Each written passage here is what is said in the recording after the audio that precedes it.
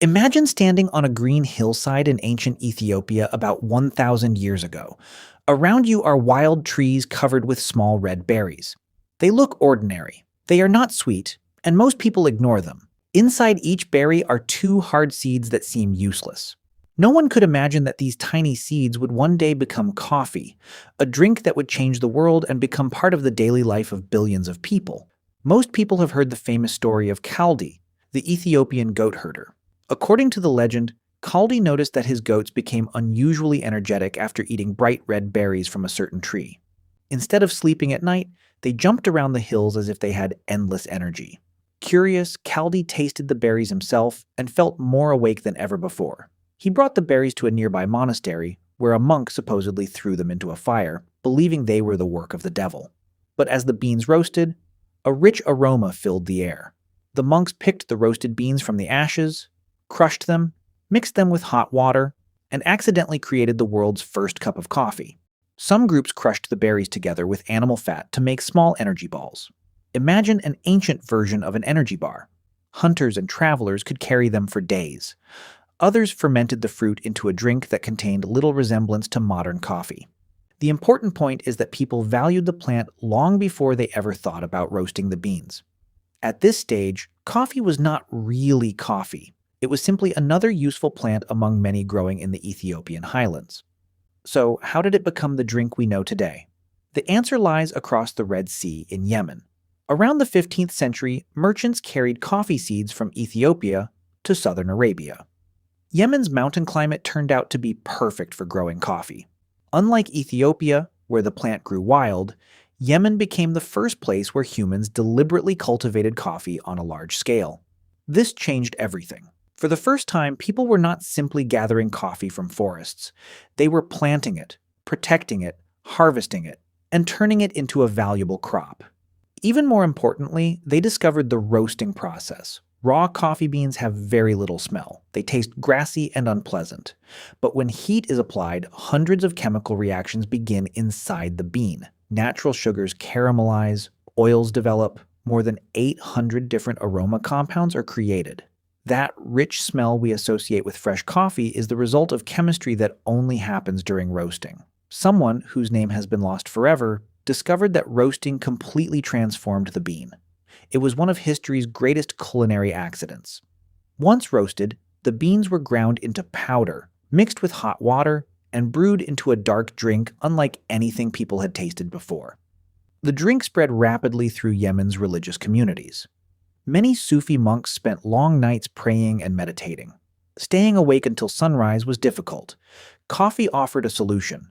The caffeine stimulated the brain, reduced feelings of tiredness, and helped them remain alert during hours of worship. Today, scientists know why. Caffeine blocks a chemical in your brain called adenosine. Throughout the day, adenosine slowly builds up, making you feel sleepy. Coffee does not actually create energy. Instead, it temporarily blocks the brain's tiredness signal. You feel more awake even though your body has not gained any new energy. The monks did not understand neuroscience. They simply knew the drink worked. Soon, coffee was no longer limited to religious life. It spread into everyday society. By the early 1500s, coffee houses began appearing in cities like Mecca. These were unlike anything people had seen before. Imagine walking into a large room filled with the smell of freshly roasted beans. Merchants discussed business, travelers exchanged stories from distant lands, scholars debated philosophy, poets read their latest work, musicians entertained the crowd. Friends gathered for hours over steaming cups. Coffee houses became the social media of the medieval world. If important news reached the city, you would probably hear it there first. If a merchant returned from India or Africa, he would likely tell his stories there. If new political ideas appeared, they spread from table to table. Coffee was no longer just a drink, it became a reason for people to gather. Not everyone liked this. Some political leaders became nervous. Large groups of people meeting every day to discuss ideas sounded dangerous. As coffee spread across the Islamic world, one city embraced it more than any other. That city was Istanbul. When the Ottoman Empire adopted coffee during the 16th century, it elevated the drink to an entirely new level. Beautiful coffee houses appeared across the city. Skilled brewers carefully roasted beans over charcoal fires, ground them into an incredibly fine powder. and prepared the drink slowly in small copper pots known today as sezvaz. Ottoman coffee was thick, rich, and unlike the filtered coffee most people drink today. Visitors from Europe were fascinated. Many had never tasted anything like it. Some loved it immediately. Others thought it was bitter and strange. But almost everyone remembered it. Without realizing it, they were carrying home one of history's greatest ideas. Within a few decades, coffee would leave the Islamic world, cross the Mediterranean Sea, and completely transform Europe.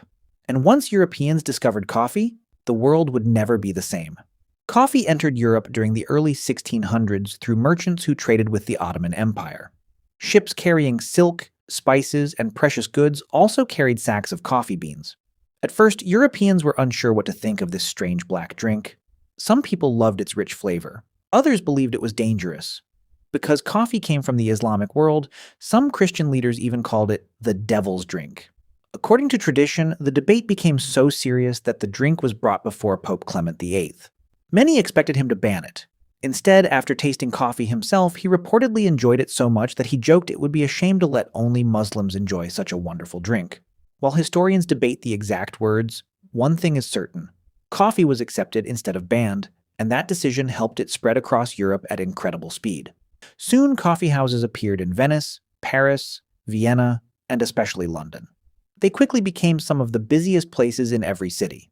For the price of just 1 penny, anyone could buy a cup of coffee and spend hours talking with merchants, scientists, writers, and businessmen. Because so much knowledge was exchanged inside these buildings, people began calling them penny universities. Some of history's biggest ideas were discussed over cups of coffee. Business partnerships were formed.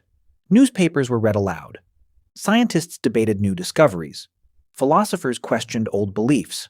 Unlike taverns, where people often became drunk and careless, coffee houses encouraged clear thinking and long conversations. Many historians believe coffee helped fuel the Age of Enlightenment, a period when Europe experienced an explosion of science, education, and innovation.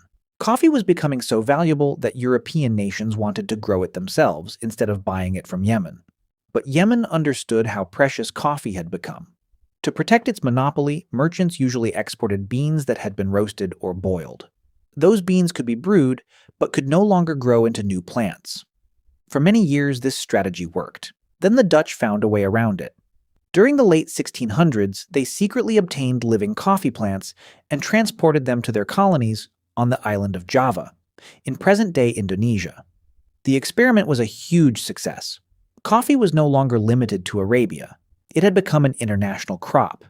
Soon, other European powers wanted their own plantations. The French introduced coffee to islands in the Caribbean. The Portuguese brought it to Brazil.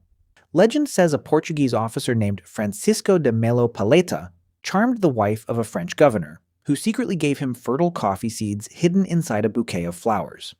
Whether the story is completely true or not, Brazil soon proved perfect for coffee farming. Within a few generations, Brazil became the largest coffee producer in the world. It still holds that position today. But coffee's global success came with a dark side. Many plantations depended on enslaved labor. Millions of people were forced to work under brutal conditions growing and harvesting coffee.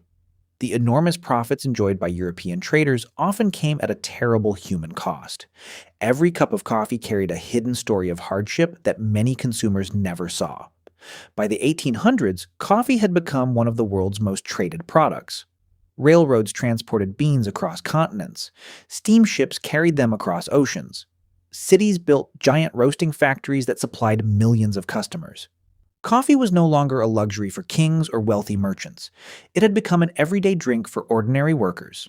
There was a simple reason for this. The Industrial Revolution changed how people lived.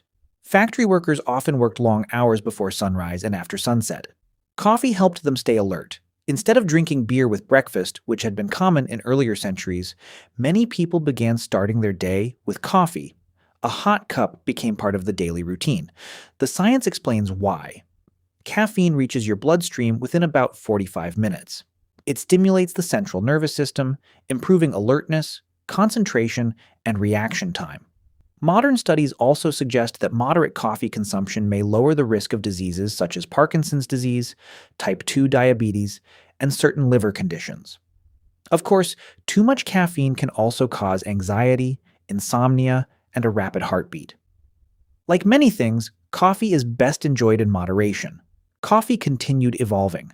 In 1901, Japanese chemist Satoru Kato introduced one of the earliest forms of instant coffee.